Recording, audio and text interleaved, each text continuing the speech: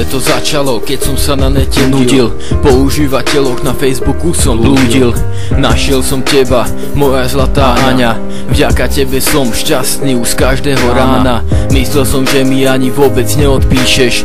Odpísala si a dnes z mojho srdca neodídeš. Dnes, zajtra, ani o ďalšie roky. Ty si tá, s ktorou chcem robiť spoločné kroky.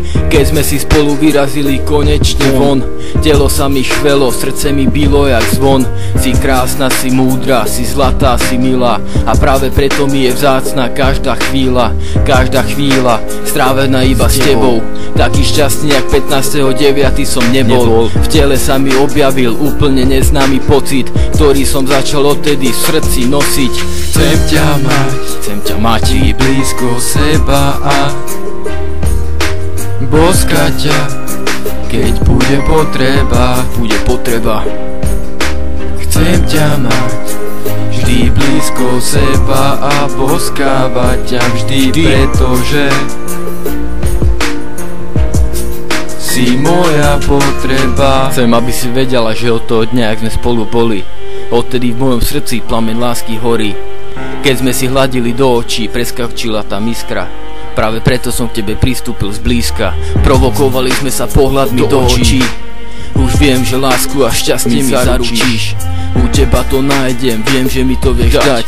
Preto hovorím, sklamania sa nemusím bať. Pozerám ti do očí a vidím v nich nás. Neodbitný temperament v tých očiach máš. Snažím sa chápať, že čo ti treba. Preto je moje srdce otvorené pre teba.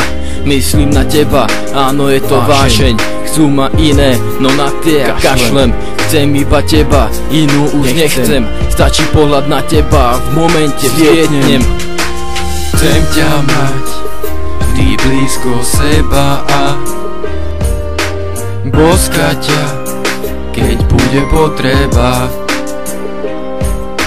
Chcem ťa mať vždy blízko seba a boskávať ťa vždy, pretože